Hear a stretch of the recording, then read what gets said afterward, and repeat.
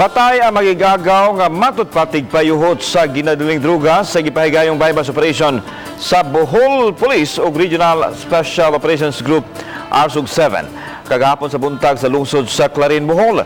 Gila ang mga napatay nga silang Estereo Quinio o Isagani Cañete, mga high-value target sa provincial level.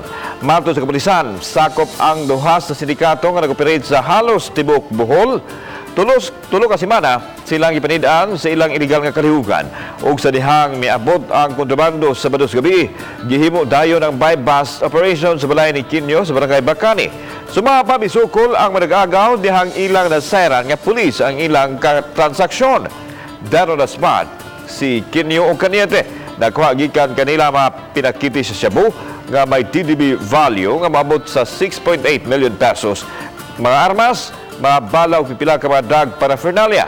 Nasigop sab ang laing upat ka mga tao nga nagtuhang nag-session sulod sa balay ni Quinio.